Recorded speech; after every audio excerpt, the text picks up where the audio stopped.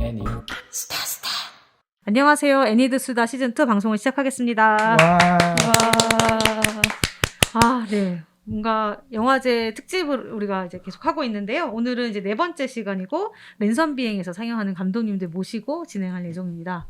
네, 먼저 오신 분들 소개를 좀 드리고 이야기를 계속 이어나가도록 할게요. 저는 이제 진행을 맡은 최유진이고요. 네, 저는 송시영입니다. 네, 그리고 앞에 두 분의 감독님 와 계십니다. 이번에 랜선 비행 상영하시는 감독님이시고요. 제 앞에는 전서연 감독님 나와 계세요. 네. 안녕하세요. 저스트워크 감독한 전소연입니다. 네, 반갑습니다. 와. 네, 옆에 이혜리 감독님. 안녕하세요. 가진다는 말은 좀 그렇지를 감독한 이혜리라고 합니다. 네, 반갑습니다. 정말 이 섹션 사실 생긴 지 얼마 안 됐어요. 랜선 비행은. 그렇죠. 네, 올해 제가 기억으로 세 번째. 세 번째. 네, 세 번째, 3회째를 맞이하고요. 이 섹션에 대한 설명을 좀 잠깐 드리고 이제 감독님 좀 이야기를 좀 해야 뭔가 되지 않을까. 체계적인 치네. 갑자기. 평소 안 그러는데. 아니지만 되게 필요한 거지만 갑자기 당황스럽잖아. 막. 그죠? 예. 제가 평소에는 굉장히 저도 되게 당황해가지고 네. 빨리 이제 앞에 있는 분들하고 얘기를 시작해야겠다 생각을 막 했었는데 오늘 제가 조금 준비했어요. 앞에 섹션을 소개를 하고 해야겠구나. 그래서 랜선 비행은 저희가 올해로 3회를 맞이하는데 예전에는 이제 독립보행 새벽 비행이 이제 어떻게 보면 인디애나 페스트의 가장 대표적인 프로그램이었다고 생각할 수가 있는데 랜선 비행은 좀 새롭게 만들어지는 새로운 포맷의 작품들을 좀 소개를 해보자 이런 생각으로 좀 하게 됐고요. 온라인에서 상영하는 것을 목적으로 만들어진 작품들. 예전에는 사실 이제 웹 애니메이션 시리즈 형태로 이제 만들어진 작품들을 소개를 했었다면 올해는 조금 더 그 영역을 확장을 해서 꼭 시리즈가 아니더라도 온라인에서 이제 공개할 목적으로 만들어진 애니메이션이라던가 아니면 뮤직비디오라던가 아니면은 이제 뭐 이전에 했던 것처럼 그런 이제 시리즈 형태의 애니메이션이라든가 이런 것들을 같이 좀 소개하는 섹션으로 확장을 했고요. 확장해서 그런지 올해 또 굉장히 많은 작품들이 들어왔어요. 그래서 좀 정말 다양한 작품들이 들어왔는데 그 중에서 이제 14편의 작품이 선정이 돼서 영화제 기간에 극장에서도 상영하고 온라인에 이제 그라폴리오에서 상영을 할 거고요. 그 중에 또 두 분의 감독님을 오늘 모시고 어떤 이야기들을 좀 나눠보려고 합니다. 네. 네, 말 되게 빨랐죠? 아주 훌륭하시네요. 역시. 네, 오늘 영화제가 이제 다가오니까 이제 집행위원장님이시잖아요. 그래서 또 이제 나름대로 또 책무를 또 다하고자 노력을 하시는 아름다운 모습 칭찬해 드리고요. 네. 굉장히 칭찬이 정말 어색합니다. 네, 이거 안 하던 거 하려니까 너무 힘드네요. 저도 안 하던 거 하려니까 너무 힘드네요.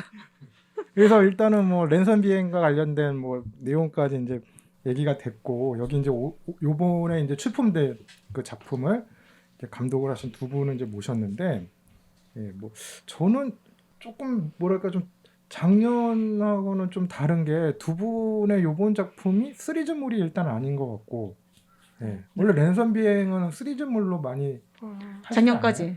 방금 설명한 거 들으셨죠? 예, 들었는데 내가 또 리마인드를 시켜주는 거잖아요. 그래서 그런 거 적응이 같고, 안 돼. 또 적응이 안 돼. 아니 왜 그래? 내가 지금 이게 딱 각 잡고 좀 하려는데 어쨌든 그래서 뭐 그렇고요.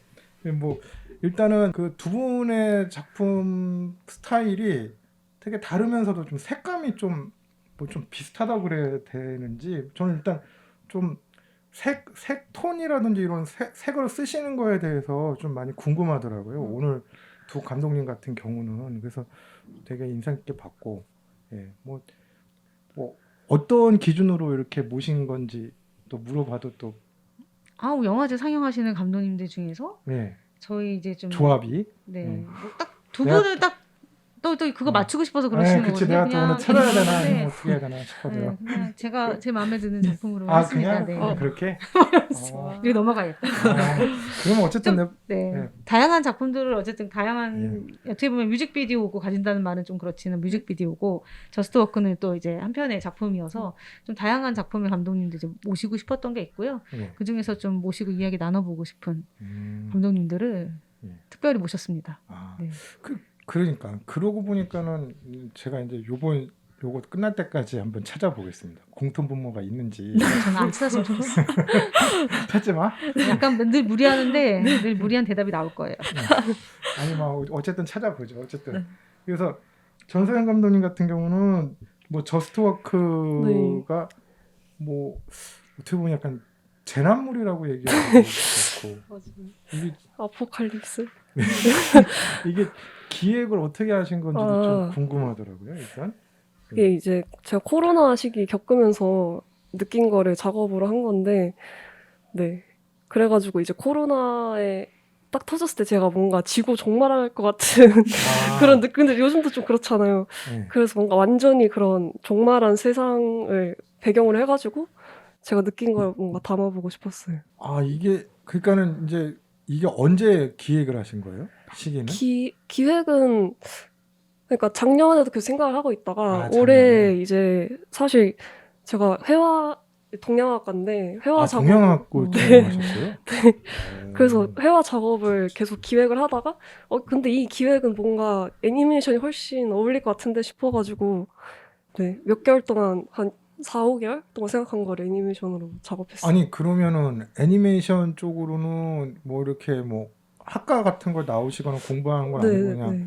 요 작품 아, 하시려고 할 때 준비하신 건가요? 그럼? 이게 처음으로 만든 건 아니고 예. 학교에 이제 수업이 있긴 있거든요. 그냥 과 안에 있는 수업으로. 예. 그런 거 한 애니메이션 수업 2개 정도 듣고 이게 한 네 번째 정도 만든. 네. 대단하신데. 아니, 아 역시 재능이 있는 분들은 그냥 이렇게 늦게 하시거나 이제 그렇게 안 해도 이렇게 되는구나. 왜 난 안 될까 이런 생각하는 거예요? 예? 아니 뭐 나야 뭐 왜 안 되는지 난 너무 잘 알고 있으니까 일단 실력이 없고 능력이 안 되니까 아 대단하신데요. 동양화를 전공하셨는데 동양화 같은 경우는 제가 잘 몰라서 그러는데 색깔 같은 거를 좀 어떻게 잘 안 쓰지 않나요? 네, 그래서 보통은? 저도 네. 색깔 쓰는 거 별로 자신이 없어가지고. 네. 네, 근데 색깔을 쓰는 건 좋아하거든요. 자신은 없는데. 네. 그리고 동양화 작품도 채집화 같은 것들은 좀 있고. 그렇죠. 그런 네네. 게 뭐 있긴 있지만 뭐 이게 기본적으로는 이렇게 뭐 붓선이라고 네네네. 제가 이제 용어는 잘 모르겠지만 그런 식의 그 터치 위주로 네. 보통은 많이 되는 것 보통 같은데. 그냥 먹으러 하는 게 기본이기는 예, 하죠. 그렇죠. 아, 야, 이게 참. 제가 오늘 여기 두 분의 배경 지식을 잘 모르는 상태에서 네. 뭐 오긴 했는데 그 이혜리 감독님은 전에 아이러브 캐릭터에 네. 인터뷰하신 게 있더라고요. 아이고. 그거 제가 아주 면밀하게 그냥 분석을 해가지고 아이고. 오지는 않았어요. 그냥 읽고 왔는데. 네. 예, 그래서 알지만 이제 전서영 감독님 같은 경우는 제가 뭐 이렇게 배경 지식이 없어가지고 당연히 저는 애니메이션 전공을 했겠거니 하고 왔는데. 저는 저 스스로 작품 봤을 때 약간 어설픈 게 많아가지고 당연히 약간 비전공자고 아실 줄 알았어요.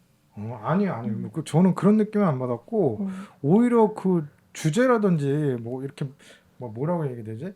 그 구도라 그러나? 그 작품 안에서 그게 딱 그 지금 시기하고도 맞물리면서 뭐 또 전쟁도 났잖아요. 올해 또 다른 나라에서 그런 것도 있고 하지만 또 뭐 여전히 열심히 또 일을 하는 사람 일을 한다. 네. 이게 또 여러 가지 해석은 할 수가 있기 때문에 굉장히 좀 인상 깊게 봤고. 이혜리 감독님 같은 경우는 아예 이게 그 유명한 뮤지션의 그 뮤직비디오 아닙니까? 네. 이게 그 아마 3집인가? 아마 그 되게 미니 앨범처럼 나오는 거기에 수록되어 있는 곡이죠? 네. 작년에 나온 것 같은데. 네. 그 발매 시기에 맞춰가지고 비슷하게 한 4곡 정도 냈던 걸로. 어떻게 기획을 하게 되신 거예요? 그 창의 인재를 통해서 만들었는데, 네. 창의 인재에 이제 여러 가지 아티스트 리스트를 주는데 거기에 이제 10cm가 있는 거예요. 그래가지고 이제 알고 보니까 미발매곡을 이제 발매한다고 뮤직비디오를 내놓은 애가 막 말이 갑자기 긴장돼서 안 나오네요. 그 멘토가 한지원 감독님이셨나요? 네. 네. 그렇구나. 그래서 이제 포트폴리오를 내고 네. 저를 선택을 해주셨다고 해가지고 너무 기뻐하면서 가게 되었습니다. 그 두 작품을 봤어요. 네. 여기 지금 뭐 나를 위한 요리 네. 라는 작품 이거랑 요번에 하신 거랑 조금 느낌이 다르기도 하고 물론 이제 뮤직비디오라서 그러기도 하겠지만 약간 뭔가 이렇게 변화를 주시려고 그런 게 있었나요? 약간 그림체 변화일 것 같긴 한데 맞아요. 제가 그림체가 또 네. 제가 원래 이제 조금 미국 애니메이션을 기준으로 공부를 해왔었거든요. 아. 근데 이제 10cm 같은 경우는 한국적인 정서가 굉장히 강한 아티스트다 보니까 이 원래 가지고 있는 그림체를 적용하면 너무 어색할 것 같아서 이렇게 저렇게 베리에이션을 하다가 약간 지금 나 있는 그 몽글몽글 귀여운 그림체로 정착하게 됐습니다. 그럼 이제 그 노래에 맞춰가지고 이제 구상하다 보니까 조금 변화를 주신 거고, 그 약간 좀 뭐 그 전의 스타일을 뭐 이렇게 좀 버리시거나 아니면 뭐 그런 생각은 아니셨다는 거죠? 네. 예. 약간 예. 다양하게 그러니까 더 다양하게 스펙트럼을 넓히면 더 많은 일을 할 수 있지 않을까? 약간 이런 느낌으로. 그 사실 저는 나를 위한 요리 같은 경우는 네. 딱 보고 났을 때 느낀 게 리틀 포레스트라는 네. 그 이가라시 다이스케? 이건 맞을 거야. 내가 그분 이가라시 아니야 이거 보면? 아니야.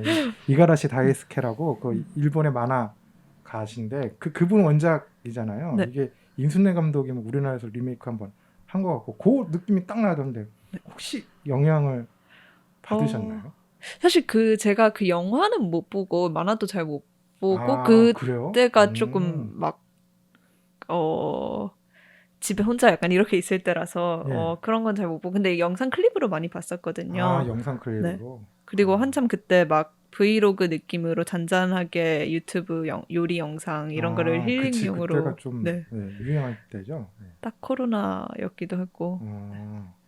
그거를 많이 참고했었어요. 예, 아니 이게 지금 요 작품도 만드신 작품도 되게 힐링물인데 네. 사실은 리틀 포레스터도 전반적으로 그런 느낌이고 약간 브이로그 형식으로 또 영상도 제작이 됐었던 거라서 저는 오히려 네. 한지원 감독의 딸에게 주는 레시피를 생각했는데. 네. 그럴 수도 있겠네요. 제가 한지원 감독님을 평소에 되게 좋아하다 보니까 영향을 굉장히 많이 받았던 것 같긴 해요. 약간 그 애니메이션을 시작했을 때 이제 참고를 어떻게 보면 가장 먼저까지는 아니겠지만 초기에 엄청 발견했던 감독님이시거든요. 그래서 감독 애니메이션 만들고 싶다라고 생각을 많이 들게 한 감독님이에요. 그러니까 지금 이혜리 감독님 같은 경우는 제가 알기로는 시각 디자인 전공하셨다고. 네. 오늘 그런 특집이에요, 맞아요. 어. 애니메이션 전공하지 않았는데 애니메이션 하시는 비 애니메이션 전공자들의 애니메이션 뭐 제작기 뭐 이런 건가? 그쵸. 역시 봐봐 내가 우리는 할 수 있다. 그러니까 내가 지금 되게 빠른 시간 안에 이걸 또 잡아내지 않았습니까? 오늘은 그 특집을 하죠. 예. 그 약간 좀 다른 전공을 가지신 분들의 그런 애니메이션 제작 이렇게 도전기. 그럼 어떻게 애니메이션을 하고 싶다 이렇게 생각을 하셨어요? 시각 디자인 하셨는데. 이게 사실 약간 고등학생 때부터 막연하게 그냥 애니메이션 산업에 들어가고 싶다라고 생각을 했었고 그때 엄마한테 막 나 미술학원 다닐래라고 했는데 이제 약간 금전적인 문제로 대학부터 가자 이렇게 돼서 그때 자율전공이 있었거든요. 그래서 자율전공으로 그냥 시각 디자인 과가 저는 이제 그림이랑 비슷할 줄 알고 들어가서 열심히 했는데 약간 이거는 조금 하고 싶지 않다라고 생각을 하던 와중에 이제 졸업 전시 때 맘대로 해라라는 이제 교수님의 말씀이 있어서 그래요? 하면서 애니메이션을 그때 처음 도전해봤었어요. 그러면 졸업 작품으로 네. 처음. 물론 그전 과제에도 약간 조금 적용을 해보다가 그때 처음으로 막 약간 각 잡고 공부를 해보자 이랬었어요. 그거 독학으로 하신 거예요? 네, 그때. 두 분이 재능이 기본적으로 있으신. 물론 뭐 다 그렇긴 하지만 애니메이션 하시는 분들이 전공을 안 하셨는데 학부 때 틈틈이 다른 수업을 들으면서 하시거나 아니면 뭐 이렇게 본인이 조금 적용시켜가지고 하셨다는 거네요. 공통분모가 있네. 발견. 신기하네요. 그럼 전소영 감독님도 애니메이션을 해야겠다 이렇게 생각을 하신. 저는 계속 꾸준히 약간 영상 작업에 관심이 있어가지고 막 영상 찍고 이런 거 좋아하고 하다가 어느 순간 약간 애니메이션에 있는 표현들이 되게 딱 꽂혔었어요. 뭔가 그래가지고 이런 작업 해보고 싶은데 하면서 점점 찾다 보니까 되게 매력이 있어가지고 한두 편 만들다 보니. 그러니까 독학으로 뭔가 하려면 이게 사실 쉬운 일은 아니었을 것 같은데 어떻게 이제 하셨는지 조금 더 저는 음. 생 독학은 아니고 그때 수업 때 이제 1분짜리 만들고 나니까 뭔가 욕심이 생겨가지고 한두 개씩 하고 이번에도 사실 1분짜리잖아요. 그래서 지금도 사실 연습 중인 것 같아요. 이번에야 조금 뭔가 마음에 드는 작업물이 나왔고 맞아. 그렇구나. 분량이 그렇게 요번 것도 길지는 않은데 네. 막 이렇게 막뭐 단촐하다 이런 느낌이 안 들고 어, 주제 맞게 딱 짜여져 있다는 느낌이 들었거든요. 감사합니다. 예. 어쨌든 이게 요까지 오시기 전까지는 두 분이 다 습작 단계가 있었던 거네요. 뭐 지금 뭐 어떻게 보면은 그냥 계속 꾸준히 작업을 하시는 분들이고, 근데 애니메이션 또 전공은 아니시고, 굉장히 의외네요. 저는 당연히 저는 거기다 또 랜선 비행 부분이어가지고 아, 네. 보통은 이제 꾸준하게 또 작업하시려는 분들이 또 이런 웹 애니메이션 쪽으로 관심을 또 많이 가지시더라고요. 보면은 그래서 그러신 줄 알았는데 오늘 어쨌든 뭐 특집 제목 하나 뽑았네. 애니메이션과 안 가도 된다. 아유 또 그런 얘기를 하면 안 되지. 여기 좀 너무 과해? 너무 과하나? 과하지. 이거 또 오해를 불러 이렇게. 애니메이션과 아니어도 애니메이션 할 수 있다. 그치 그런 거. 조금 다를 뿐인데 되게 다른 느낌이 다르네요. 그치 그 어감이 다르죠. 조심해야 돼. 아니, 근데 애니메이션과가 아닌데 애니메이션 하시는 분들도 꽤 많이 있어서 네. 그리고 어떻게 보면 또 애니메이션과가 아니기 때문에 할 수 있는 애니메이션도 있는 것 같아요. 뭔가 좀 다른 전통적인 스타일에서 벗어나서 하는 작업이 될 수도 있지 않나 이런 생각이 들어서 좀 장단점이 있는 것 같아요. 기술적인 거가 내가 다소 부족하다고 느낄 수도 있지만 또 다른 면에서는 또 좀 다를 수 있으니까. 예.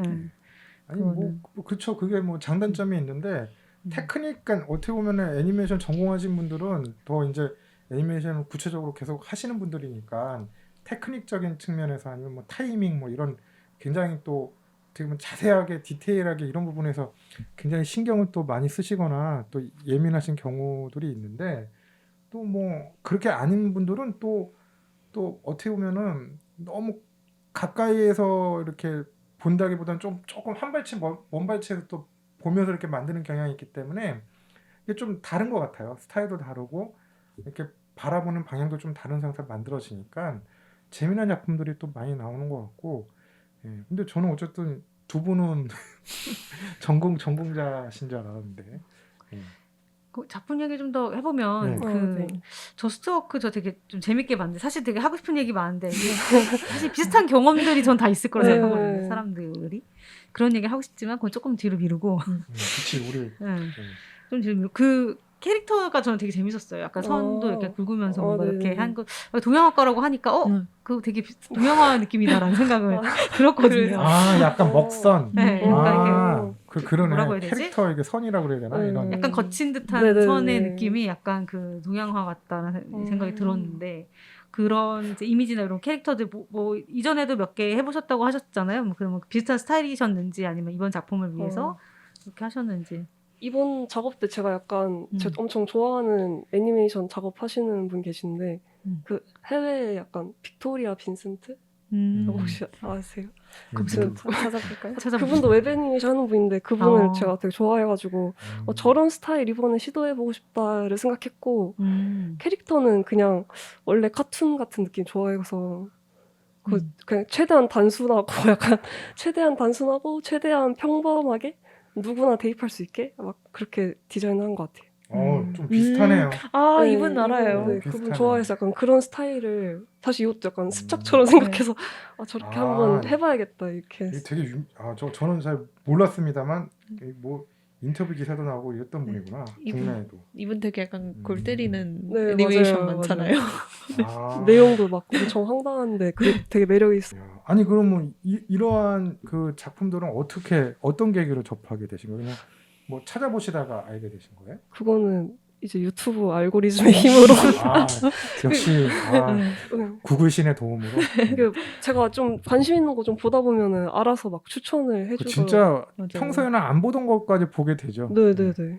저도 여행 유튜버를 좋아해서 하다 보니까 캄보디아를 조금 많이 보게 됐는데 어느 순간 캄보디아에서 사시는 교민분들의 생활기까지 다 어. 알고리즘으로 나오는 거예요.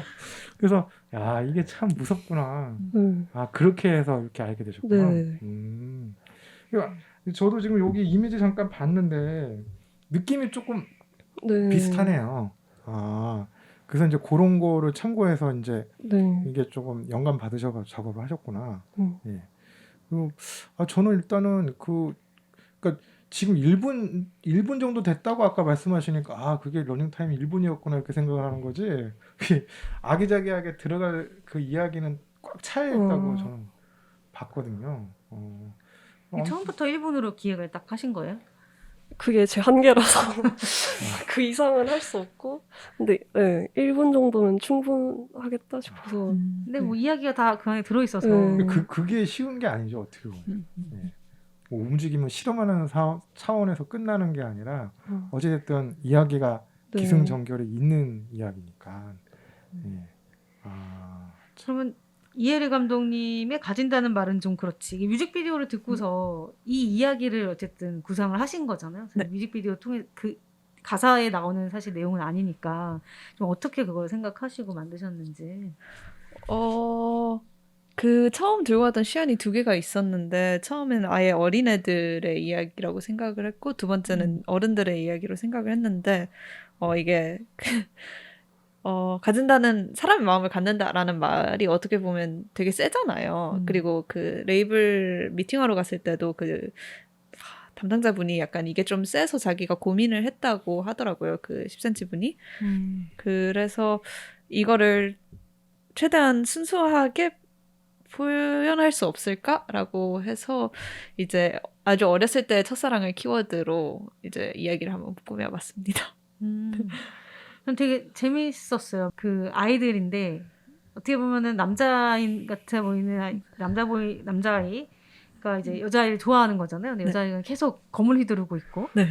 그런 그 상황 설정이나 그 역할 네. 설정이나 이런 것들도 전 되게 재밌었거든요. 그래서 네. 이런 좀 설정하실 때 고민하셨던 게 있으신지. 고정적인 성 역할을 약간 피해야겠다는 생각이 항상 이제 있고 그 당시는 조금 더 그게 세게 들었던 것 같아요. 그래서 그리고 또 약간 아까 말씀드렸다시피 약간 센 표현인데 그렇게 고정적인 느낌이 있으면 이거 안 되겠다 싶어가지고 어떻게 할까 하고 그리고 제가 조금 원래 좀 되게 말괄량이 같은 약간 웃을 때 입 크게 벌리고 웃고 약간 그런 느낌의 캐릭터를 되게 좋아해요. 특히 그게 여자애면. 그래서 그러한 저희 취향도 반영이 됐습니다. 그러니까 근데 되게 저는 약간 그게 동글동글하다 그래야 되나? 네. 이게 좀 표현이 맞는지 모르겠는데 그러면서 이렇게 조금 그 순수하다는 느낌도 느낌인데 되게 자연스럽더라고요. 노래에 되게 자연스럽게 녹아들더라고요. 그래서 처음에 저는 10cm 노래인지 모르고 이게 어디서 많이 들었던 이건 이 느낌인데 이거 잘 어울리네? 나중에 딱 그 크레딧 올라갈 때 보니까는 이게 되게 유명한 분의 뮤직비디오였구나 막 이런 생각을 하게 됐는데 기획을 되게 잘하신 것 같고 근데 원래 그 첫 번째 안으로 했으면 또 느낌이 달랐을 것 같네요. 말씀 들어보니까 확실히. 원래 첫 번째 아니 뭔데요? 아까 여러 가지. 어린 시절에 그 뭐 순수하게 네. 그 캐릭터들로 했다는 거 아닌가요? 왜 자꾸 나를 시험을 내가 또 잘못 얘기하고 있나? 또 자기 검열을 하게 되잖아. 흑화됐어, 흑화. 참. 내가 또 가만히 있어야 되겠네. 나 오늘 가만히 이제 감독님들의 얘기를 경청하는 걸로. 거짓말인 거 아시죠? 방송 다 들어보셔서 아시겠지만 아니야. 다 아실 거예요. 그렇게 속이려고 하지 마세요. 아니야. 내가 오늘은 또 감독님들의 진솔하게 경청하는 걸로. 좋아요. 네, 경청하는 네, 거. 진행을 하세요. 네, 뭐 잘 아실 거예요. 뭐 저 말씀을 매번 하시거든요. 그래서 그 정도라는 거. 뭐. 경청하기 때문에 그 정도라는 거. 하여튼 뭐, 네. 그래서 이게 뮤직비디오 어쨌든 만들 때 아까 잠깐 감독님께서 설명을 해주시긴 했는데 이게 창의인재 사업으로 사실 진행을 한 거잖아요. 그래서 네. 창의인재 사업 하실 때 이제 제가 아까 사실 보충 설명을 하려다가 그냥 이게 넘어가서 했는데 이제 뮤직비디오를 작업하는 이제 멘티분들이 이제 뮤지션분들이 이제 이런 노래들을 자기들이 이제 뮤직비디오를 이제 만들고 싶다 이렇게 하고 신청을 해주시면 그 음악을 다 들어보고 그 중에서 이제 작품을 이제 음악을 선택을 하면 선택을 하고 나서 또 다시 한번 그 선택하신 분들의 포트폴리오를 뮤지션분들한테 보내서 뮤지션분들이 그럼 나는 이렇게 같이 해봤으면 좋겠다. 서로 이렇게 좀 서로 좀 콜라보하는 형태로 이렇게 좀 하고 있어요. 그래서 그렇게 해가지고 이제 10cm를 한 거고. 근데 10cm 사실 좀 많이들 지원했죠. 다들 10cm잖아요. 아니 그러니까 저는 또 그게 궁금한 게 처음부터 10cm 노래를 하고 싶었던 거예요? 처음부터? 애초에? 두 곡을 하고 싶었긴 했는데 예. 이제 저도 10cm를 그러니까 막 엄청난 막 팬 막 덕질한다 이런 느낌의 팬 아니지만 옛날부터 좋아했었거든요. 그래서 그리고 약간 제 느낌이랑 조금 잘 맞을 수 있겠다라고 생각을 했었어요. 그리고 또 유명하신 분이니까. 네, 그게 사실 조금 제일 컸던 것 같기도 하고. 그래서 많이들 이렇게 네. 지원을 10cm 하고 싶다 이렇게 했는데 그때 이제 그쪽에서 포트폴리오를 보고 이제 이혜리 감독님하고 작업을 하겠다라고 해서 했던 거죠. 처음에 문자 받고 약간 이게 사실인가 약간 이러면서. 아니 이게 뭐 아마 감독님의 그 필모그래피 중에서도 또 어떻게 보면은 대중들이 가장 많이 아는 또 필모그래피가 될 수도 있기 때문에 네. 워낙 또 알려진 분이기도 하고 또 작품하고도 또 잘 어울리니까 노래가 어쨌든 그거를 쟁취하신 거네요. 역시 재능이 다 있어야 돼. 그리고 또 창의인재 동반서 그게 굉장히 큰 역할을 하네요. 제가 이거 매번 진행하면 느끼는 건데 참. 그렇죠. 아무래도 창의인재에서 웨벤이 뭐 사실 뮤직비디오 이렇게 하고 있으니까 사실 이 랜선 비행에 많은 분들이 창의인재 참여했던 이제 감독님들이 또 작품으로 또 상영을 하고 이러는 경우들이 좀 많이 있는 것 같아요. 왠지 전소연 감독님 다음번에 근데 해야겠어요. 되게 좋아요. 저 약간 우스갯소리로 한지원 감독님이랑 멘토링 했을 때 약간 2년제 학교 나온 것 같다고. 제가 두 번째 되는 거니까. 그렇죠. 되게 두 번 또 그러네. 하셨죠. 두 번 네. 하셔서. 두 번 하셨어요? 네. 이게 두 번까지 할 수 있거든요. 그러면은 두 번 다 한지원 감독님. 아니요. 아니요. 첫 번째는 오서로 감독님이셨어요. 그래서 또 오소로 감독님의 또 그림자가 약간 느껴졌구나. 살짝. 그러니까 지금 아까 말씀하신 나를 위한 요리 가진다는 말은 좀 그렇지가 다 창의인재에서 그럼 나를 위한 한 해 요리가 나온 작업. 오소로 감독님. 네. 그러네. 그 크레딧에 보니까 봤던 것 같기도 하고 제가 지금 작품 여러 개를 봐가지고 헷갈리긴 하는데. 그래서 뭐 저도 주변에 애니메이션 한 친구가 한 명 있는데 걔도 똑같이 시각 디자인과 저랑 같은 과 나왔거든요. 근데 계속 걔가 지금 대학원 갔는데 대학원 가고 꼭 하라고 막 제발 하라고 싹싹 옆에서 의논하고 있어요. 아니 근데 또 멘토 맡아주셨던 분들이 또 뭐 이쪽 업계에서는 또 다들 또 주목도가 또 높으신 분들한테 또 받으셨네요. 진짜 그 느낌이겠네. 진짜 어떻게 보면 사사 받으신 거네요. 그러면 전소연 감독님은 이게 졸업 작품이신 건가요?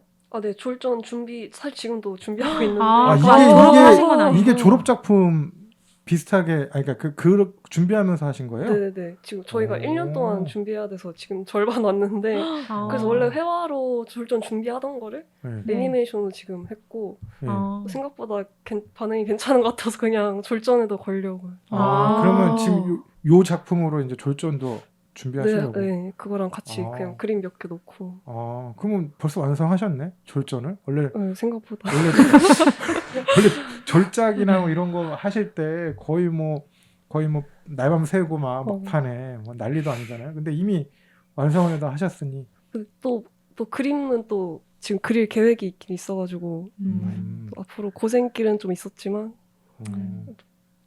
생각보다 빨리 뭐가 마무리된 거. 전소연 감독님은 나름 굉장히 계획형 인간인 저요? 것 같은데. 네. 보통 애니메이션 작업하시는 분들이 마감 날짜에 맞춰서 진행을 하시는데 이 졸작의 그 연간 스케줄링 표가 있잖아요.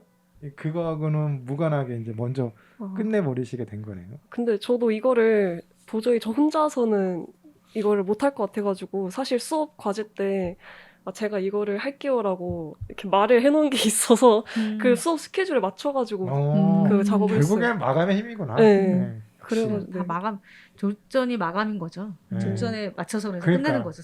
어, 그런 외부 힘이 있어야 제가 완성을 할 것 같아요. 야, 결국에는 그렇게 시작한 게 지금 영화제 출품돼가지고 네. 이제 상영도 되고 이제 또 졸업 작품으로 또 이제 요걸 걸게 되고 아 진짜 일타 뭐 몇 피해가 되는 근데 거잖아요. 문득 궁금한데 영화제는 어떻게 알고 출품을 아. 하시게 됐나요? 그러니까 이걸 만들다 보니까 뭔가 영화제 이런 데도 기회가 있으면 물론 제가 될지 모르겠지만 기회가 있으면 해보고 싶다 해가지고 막 찾아보다가 랜선 비행 부문이 뭔가 짧은 애니메이션도 받아줄 것 같아서 그냥 되든 안 되든 일단 넣어봐야지 했는데 돼가지고 깜짝 놀랐어요. 되든 안 되든 야 이게 도전하는 게 중요하다니까요. 뭐 맞아요. 아예 안 하면은 뭐 그냥 아무것도 아닌 게 되는 거고. 근데 궁금한 게 이제 학교 다니실 때 이제 코로나가 네, 있었잖아요. 맞아요. 그럼 아까 이제 제작하게 된 계기에도 이제 코로나 얘기를 네. 하셨는데 뭔가 코로나 얘기가 직접적으로 작품에 들어가 있지는 아 맞아요, 않은 것 맞아요. 같아요. 그렇네요. 예, 그 이야기들은 또 어떻게 구성을 하셨는지. 근데 음, 약간 직접적으로 딱 코로나 얘기를 하면은 음, 좀 너무 직설적이고 이야기가 단순해질 것 같아서 또 음. 그 얘기만 하고 싶은 게 아니라 그냥 뭔가 살면서 그런 순간들이 많잖아요. 그냥 꼭 이런 재난이 아니어도 안 좋은 일 생겨도 뭐 일하러 가야 되고 약간 그런 모든 상황들을 같이 은유할 수 있는 게 오히려 그냥 코로나 얘기하는 것보다 다른 재앙 얘기하는 게 재밌을 것 같아가지고 얼마 전에 무슨 일이었지? 그 뉴스에서인가 지금 뭐 이렇게 기사에서 봤나 그랬는데 한국 사람들은 무슨 일이 있어도 출근한다. 비 많이 네. 와서 물 막 이렇게 발에 막 이렇게 뭐지 한 무릎까지 오는데도 거길 걸어서 출근을 하는 네. 한국 사람 대단하다 막 이런 얘기를 하는 걸 봤는데 그 보니까 얼마 전에도 비가 또 많이 왔었네요. 네, 3일 딱 네. 이틀인가 3일 전에 아니 저는 또 그것도 그건데 어떤 또 저 커뮤니티에 올라온 글 중에 하나가 커피숍 이제 운영하시는 사장님이 계시는데 그 비가 또 며칠 전에 많이 왔었잖아요. 그 저기 그 강남 쪽 이런데 그쪽에서 하시는 분이었나 봐요. 그래서 비가 많이 오니까 문을 안 열려고 이제 아예 가게 문을 닫았는데 아침에 이제 열었다가 이제 오후에 닫으려고 그랬는데 비를 그냥 완전히 뭐 샤워를 한 상태에서 한 5분 6분이 들어오더라고요. 그래서 도대체 이 한국인의 커피에 대한 사랑은 어느 정도인가 막 이런 식으로 하면서 글을 굉장히 길게 쓰신 걸 봤거든요. 그래서 한국 사람들 약간 조금 해야 될 거나 뭐 하고 싶은 거는 꼭 해야 될 직성이 풀리는지 좀 그런 게 있는 것 같아요, 사실. 일도 마찬가지고 일도 뭐 어떻게 보면 약간 연장선상에서 좀 그런 게 있는 것 같고 뭐 심지어는 그 작품 안에서도 건물에다 무너진 상태인데도 와서 출근하잖아요. 정말 경험이 있으신가요? 그 사실 며칠 전에도 좀 그렇지 않았어요. 저는 비 올 때 내일은 절대 출근이고 뭐고 사람도 아무도 못 나가겠다는데 다들 거짓말처럼 아무 일도 없었던 것처럼 막 다들 가시고 막 다 물 샜는데 거기서 일하고 막 이러는 게 그렇죠. 저도 그날 서울에 왔었는데 난 진짜 지하철이 물에 그렇게 잠긴 거를 정말 처음 봤어요. 비 많이 내렸다고 뉴스에서 본 적은 있었는데 제가 실제로 경험한 건 처음이었는데 물이 진짜 차더라고요. 물이 차고 또 진짜 막 그런 상황에서도 그때 또 오전 시간이었는데 다들 또 각자의 또 목적지로 또 가시더라고요. 난 대단한 것 같아요. 아니, 한국에서 이 출근에 대한 이거는 엄청나요. 이거 무슨 약간 뭐 종교적인 거의 뭐 그런 수준이죠. 보통은 외국 같은 경우는 뭐 못 간다고 뭐 연락도 뭐 요즘에 뭐 한국도 그렇다고 그러긴 하는데 안 그렇고 뭐 심지어 저희 학교 교직원들도 다 출근했더라고요. 뭐 서울에서 왔다 갔다 하는 분들 계시는데 정말 대단한 것 같아요. 그러니까 저도 예전에 생각해보면 저 예전에 왜 크게 비 와가지고 우면산 무너졌을 때 제가 우면산 밑에 살았거든요. 그래서 그때 이제 산사태가 나서 다 이제 뭐 어쨌든 산사태가 쓸고 내려갔으니까 다 흙바닥인데 저도 그 와중에 출근하겠다고. 근데 일단은 그때는 인지를 잘 못했어요. 이 상황이 인지가 좀 잘 안 됐고 산사태라는 생각도 사실 안 했고 출근하려고 내려갔는데 흙이 잔뜩 고여 있어서 이거 출근할 수 있나? 이런 생각을 막 하면서 근데 거기 나갈 수가 없는 거예요. 일단은 그게 다 흙이니까 밟고 나갈 수가 없어서 거기서 서가지고 거기 서 있는 사람들한테 지금 나갈 수 있나요? 막 이런 거 물어보고 이거 출근 어떻게 하지? 이러면서 근데 어쨌든 나갈 수 없어서 그래서 집으로 다시 돌아왔는데 보니까 산사태가 났다 뉴스에서 방송이 나더라고요. 그래서 산사태구나 이게 이제 그때 알았고 그리고 그날 그래도 결국 오후에 출근했어요. 바로 이게 집에서 나갈 수 있게 된 상황이 되자마자 출근했습니다. 뭔가 이렇게 루틴에 대한 그 강박이라고 해야 되나? 루틴에 대한 강박일까? 아니 왜냐하면은 뭐 약간 그런 게 있는 것 같기도 하고 주변에서 보면. 예. 그럴 수도 있고 예. 뭔가 그래서 또 웃겼던 게 제가 할 일 많아요. 옛날에 사무실에 그 벌이 엄청 들어온 적이 있었어요. 건물 바깥 벽에 이제 그 말벌 같은 그 말벌이었겠죠. 말벌이 이제 둥지를 텄고 그 둥지가 생기면서 벌들이 엄청 많이 모여 있다가 그냥 이렇게 창문이 열려 있는 데로 들어오기 시작한 거예요. 근데 처음에는 한 2-3마리 이렇게 들어왔을 때는 무슨 일인지 모르고 그냥 이렇게 천장에 이렇게 붙어 있으니까 그냥 그런가 보다 하고서 일을 하다가 다음 날인가 됐는데 너무 많은 거예요. 천장에 진짜 막 새까맣게 붙어 있는데 한 이제 20마리 되는 것 같아요. 엄청 큰 벌들 붙어 있는 그 와중에도 어쨌든 상황이 이제 심각한 건 알겠고 그래서 나도 이제 나가서 이게 무슨 일이지 하고 벽을 불러야 되는 둘러봤더니 그 벌집이 있더라고요. 그래서 이제 전화를 했어요. 그래서 119 벌이 있다. 그래서 출동을 했더라고. 출동했다고 왔는데 우리가 다 그 벌이 막 위에 천장에 진짜 새까맣게 붙어 있는데 진짜 다 이렇게 일하고 있으니까 아니 이 상황에서 일이 돼? 아니 이거 도망가야지. 그래서 일을 하고 있으면 어떡하냐는 거야. 그래가지고 우리 다 쫓겨나고 그때 그제서야 우리 알레르기 나와서 같은 거 있는 분들은 그거 한번 쏘이기라도 하면 좀 그러니까. 근데 그때는 그 생각 못 하고 벌이 어쨌든 위에 붙어 있으니까 내 앞에서 왔다 갔다 하면은 뭐 안 했을 텐데 위에 있으니까 뭐 다 그냥 아랑곳하지 않고 일을 하고 있었어요. 그래서 약간 좀 한국에 약간 좀 그런 거는 없잖아 있는 것 같아요. 보면 그 출근도 출근이고 이게 왜 그런지는 모르겠어. 왜 그런지 모르겠는데 제가 이제 뭐 앞전에도 말씀드렸지만 제가 요즘에 여행 유튜브 같은 거 많이 보거든요. 그래서 외국에서 어떻게 사는지를 많이 보면 외국은 확실히 우리나라랑 분위기가 좀 다르긴 하더라고요. 예, 다르고 뭔가 이렇게 좀 막 우리나라처럼 뭐 이렇게 꽉 짜여져 있어가지고 이렇게 돌아가는 거는 아닌 듯한 느낌이 드는데 한국은 이제 거기서 벗어나면은 또 이제 그거에 대한 또 강박도 있고 불안감도 있고. 우리 또 뭔가 잘해야 되잖아. 그렇지 잘해야지. 뭔가를 하려면 또 잘해야 되는. 그래서 외국에서 이제 그 유튜브 나오는데 외국 계신 분들 하는 말이 그냥 한국에서 평균치 정도만 해도 다른 나라 가면 되게 열심히 한 것처럼 보인다라는 그런 말씀도 하시더라고요. 그래서 이게 이런 느낌이구나. 뭐 그런 생각을 했더랬죠. 며칠 전에 비 많이 왔을 때. 그러니까 확실히 다른 것 같아. 예. 그래서 이게 확실히 한국은 뭐 대단한 것 같아요. 여러모로 어메이징하죠. 뭐 여러모로. 그래서 그렇고 이혜리 감독님 같은 경우는 뭐 일단 기본적으로 이번에 뮤직비디오 되게 잘 만들기도 하셨지만 전에 그 요리와 관련된 애니메이션 같은 경우에도 보면은 그 약간은 그 힐링에 관련된 뭐 조금 그런 거에 대한 생각이 조금 남다르신 게 있는 것 같아요. 제 느낌에는. 예. 힐링. 제가 이제 대학생 때 자취를 하고 그때 막 졸전을 했을 때 약간 마음이 되게 힘들었었거든요. 근데 그때 또 막 북향인지도 몰랐거든요. 근데 이제 태비도 하나도 안 들어오는 방에서 살았었는데 그때 언니가 막 요리는 되게 막 힐링이 될 수 있다 이래서 요리를 한번 해봤는데 그게 너무 좋았어가지고. 실제로도 요리하는 걸 좋아하세요? 네, 지금은 열심히 하고 있습니다. 네. 토마토 요리를 고르신 이유가 있으세요? 사실 원래는 토마토 카레를 하려고 했었는데 토마토 카레를 뭐 표현하다 보니까 스프가 됐고요. 일단 야채 중에 제일 이제 색감이 통통 튀고 예쁜 게 이제 그리고 좀 일상에서 많이 사용하는 게 토마토라고 생각을 했었어요. 그리고 카레 넣으면 되게 상큼하고 맛있어요. 카레에다 토마토를 넣어서 토마토 카레 맛있을 것 같아요. 맞아요. 맛있어요. 그러니까 직접 만드실 줄은 아시는 거죠? 네. 자취하면서 이제. 그럼 어떻게 하지? 토마토를 데쳐서 껍질을 까서 그냥 껍질을 잘라서 까서 아마 같이 뭐 넣고 이렇게 하는 건가? 데치거나 뭐 아마 그렇게 하시는 거 근데 아닌가? 막 데치면 너무 귀찮아가지고 사실 그냥 이제 토마토를 엄청 많이 한 6개 정도 팍 넣으면 야채를 먼저 볶다가 토마토를 마지막에 넣으면 이제 물을 안 넣으더라도 토마토 안에서 물이 이렇게 따라라락 있다고 하는데 사실 전 토마토가 약간 아까워서 토마토 4개 하고 물 조금 넣어요.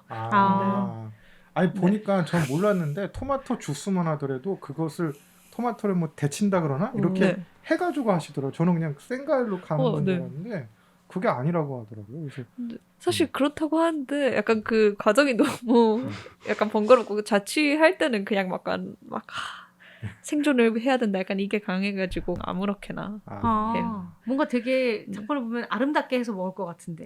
아니 그리고 맞아. 제가 지금 말씀하시니까 또 생각나는 건데 거기 이제 아르바이트를 하면서 겪게 되는 그 스트레스를 벗어나기 위해 가지고 요리를 하는 걸로 나오잖아요. 컨셉이. 그러니까 뭐 그런 경험이 있으신 거예요?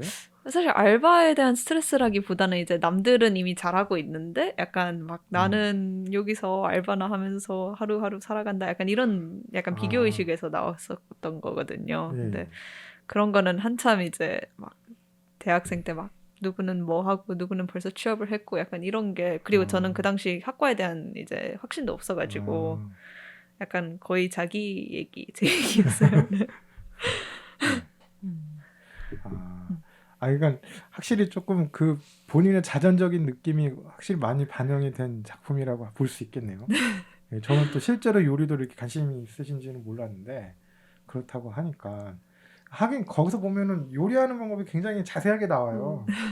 제가 그래서 아까 리틀 포레스트 얘기도 한 게 거기서 보면은 그 과일 그러니까 뭐 요리 그러니까 재료를 손질하는 게 굉장히 디테일하게 표현되거든요. 그래서 저도 이제 그렇게 생각을 했던 건데 실제로도 요리를 또 즐기신다니까 보통 자취하면은 요리 잘 안 하게 되는데 제가 그래서 그런 건지 모르겠는데 보통 귀찮거나 좀 힘들어서 잘 안 하게 되는데 근데 뭔가 시켜 먹는 게 막 쓰레기 분리하기도 뭔가 더 또 다른 귀찮음이 또 네. 있어서 그리고 뭔가 확실히 저는 야채 깔 때가 되게 야채 이제 썰거나 할 때 되게 기분이 좋더라고요. 이게 뭔가 집중이 돼서 그런가? 네. 거기에 집중하면서 다른 잡념이 좀 없어지고. 그러네.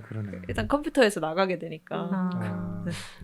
그러니까 저하고는 다른 거예요. 저도 자취하면서 이제 그러니까 또 이렇게 하면 내가 너무 고래짱적 인간이야.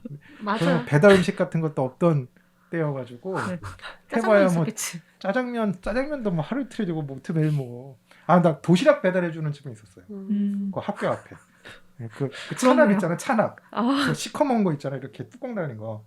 찬압 있잖아요. 거기다 이렇게 해가지고 그런 거 있었는데. 언제적 사람이야? 해도 그렇게 해도 한 달에 2-3번이지. 그거 뭐 그때 뭐 3,000원, 4,000원 시켜 먹었던 기억은 나는데 어쨌든. 대단하다. 3,000원, 4,000원. 학교 앞이니까 가능하죠. 비싸다고 생각했는데. 아니, 옛날 일이잖아. 나는 그 일주일 뭐 1-2주에 한 번씩 먹는 거니까 단백질 보충한다고 돈가스 먹으러 가고 그랬던 시절이니까. 근데 저는 귀찮아서라도 그냥 맛만 있으면 되는 거니까 뭐 이렇게 방금 말씀하셨던 뭐 썰고 이런 거 없고 무조건 다 가위로 이렇게 대충 해가지고 먹는 거예요. 일단 나는 단백질 보충하면 돼, 뭐 보충하면 돼 이런 느낌이어가지고 지금도 제가 모닝빵 같은 거 잘 안 먹는데 아침에 맨날 그 루틴이었거든요. 모닝빵 3개, 커피 한 잔 이렇게 하시는 게 루틴이었는데 지겨워가지고 그랬던 기억이 나는데 이게 확실히 그것도 이제 요리에 관심이 있고 소질이 있으시니까 그런 거죠. 다 소질로 연결되는. 그치. 소질이 없으면 안 되나? 다 타고나야 돼. 오늘의 컨셉 다 타고나야 돼. 나는 타고난 너무 막 게 없다. 던진다 그냥. 난 타고난 게 없고 여기 지금 오늘 오신 분들은 다 타고나신 분들이니까 그런 느낌이네요.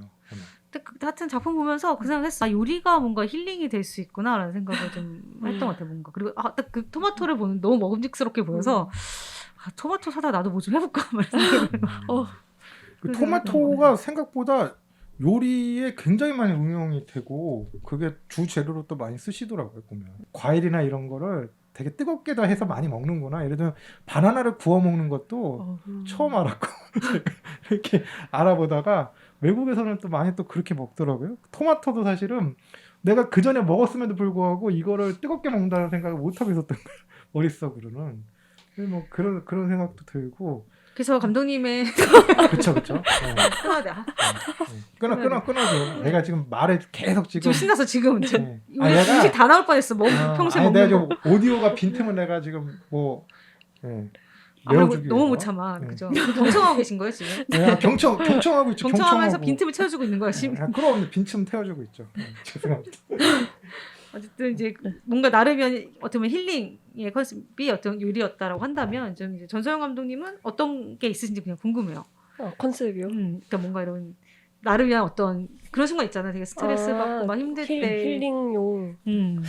그 음식일 수도 있고 아닐 수도 있고. 저도 요리에 근데 취미에 붙여보려고 했던 적이 있는데 실패한 게 일단 이렇게 제가 서투니까 요리를 했을 때 비주얼 약간 이상하고 맛도 약간 이상하고 그래서 이걸 먹는 과정이 약간 괴로운 거예요. 아, 뭐 해보셨었어요? 그 막 바질 파스타? 아, 또 도전해보고. 어려운 걸 하시네요. 근데 사람들이 파스타가 오히려 쉽다고 해가지고 막 그런 거 해봤는데 어떻게 네. 하는 거지? 바질 파스타 페스토? 재료를 네, 사다가 바질 페스토 막 그냥 넣어가지고 새우 넣고 해봤는데 그 색깔이 예쁜 초록색이 안 나오고 네, 약간 시금치 페이스트 같은 그런 색깔이 나와서 좀 괴롭고 네 그래서 완성품이 마음에 안 드니까 취미 붙이기가 힘들더라고요. 감독님은 처음 뭐였어요? 처음에? 저는 근데 처음은 잘 기억이 안 나는데 저도 근데 망할 때는 많거든요. 근데 제가 약간 좀 그런 쪽에 둔하다 보니까 그냥 약간 그리고 특히 자취할 때는 돈이 너무 궁했어가지고 막 이거 재료값이 얼마지 하면서 그치. 그 생각도 더 하게 그냥 되긴 먹고 그랬었어요. 저도 초반에 이제 조금 해먹었던 적이 있었는데 따져보니까는 그냥 사 먹는 게 더 싼 거야. 왜냐면 재료를 다 버리게 되잖아. 혼자 살면 막 이것저것 사다 놓고 하다 보면. 근데 뭔가 두 분 다 어쨌든 뭐 동양화를 하시고 시각 디자인 하시면 그 요리의 어떤 시각적 효과도 되게 좀 중요하게 보지 않았을까 이런 생각도 드는데요. 그러네. 저는 다 뭐 원래 한국 음식은 다 섞어놓고 그냥 막 비벼가지고 그냥 먹으면 되는 건데 뭔가 예쁘게 이렇게 그래서 그걸 취미로 하고 싶었던 게 약간 리틀 포레스트에 아. 나오는 그 예쁜 그릇에 이렇게 예쁘게 담고 이런 거 하고 싶었는데 힘들더라고요. 그거는 뭐 영화니까 가는 거죠. 실제로는 그러려면 정말 엄청난 여유가 있어야 될 것 같아요. 심적인 여유도 되게 중요하잖아요. 심적으로 여유가 있어야 되고 예쁜 그릇 같은 그쵸. 것도 있어요. 그런 것도 있어야 되고 예쁜 집도 좀 있어야 될 것 같고 그치. 예쁜 집도 중요하지만 그 예쁜 집 앞에 인테리어가 딱 이렇게 조화롭게 돼 있어야 돼. 그러니까 요새 막 별일 다 한다. 하세요. 오늘의 집 막 찾아보면 카페 같은 집 이런 거 있잖아요. 네. 그래서 그러니까. 집을 카페처럼 꾸며놓는다고? 근데 실제로 살아보면은 그렇게 디자인된 집이 살기는 불편해. 맞아요. 불편하죠. 사진 찍기용이죠. 아니 내가 한번 그렇게 꾸며본 적이 있었거든요. 집을. 내가 한 달 만에 다 원위치를 시켰어. 이게 결국은 선택이야, 선택. 카페 같은 집에서, 그러니까 예를 들면 의자도 약간 놓은 거 보면은 카페 의자, 이쁜 거 의자 놔두는데 사실 불편하잖아, 집에서 앉기. 그냥 평범한 소파가 편하지. 그 편한 거 선택할 거냐, 예쁜 거 선택할 거냐, 이렇게. 그리고 선택해야 어느 돼. 순간 알게 됐어요. 돈만 많으면 디자인이 다 때려박아지는. 저는 깜짝 놀랐던 게 이 뭐 밖에 달린 그 수납함이라 그러나 있잖아요. 그거 이렇게 끌고 다니는 거. 그게 너무 예쁜 게 있더라고. 그래서 그것도 플라스틱 재질인 것 같은 거야. 그래서 뭐 이거 비싸봐야 이거 몇만 원이면 하겠네 했더니만 가격 보고 깜짝 놀랐죠. 얼마? 80만 원. 뭐 되게 유명한 이탈리아 디자이너가 만든 거래요. 되게 또 역사도 오래됐더라고. 근데 후기를 보면 마감이 안 좋대. 그 플라스틱 재질이 맞대 내가 생각한. 근데 디자인은 너무 이쁜 거예요. 내가 그때 생각했죠. 이 디자인도 결국엔 돈만 있으면 다 되는구나. 아니 근데 80만 원짜리를 해서 예뻐서 사. 우리 집에 갖다 놔. 네. 안 예뻐. 이러면 진짜 너무 더 괴로울 것 같지 않아요? 그치. 근데 그런 식의 비싼 디자인으로 된 거는 웬만하면은 그게 포인트가 돼가지고 또 살려주기는 하더라고요. 그래서 보면 이 카페 같은 데 가면 뭐 소품 이쁜 거 많잖아요. 보면은 상당수가 비싼 것들이 또 많더라고. 결국에는 돈이다.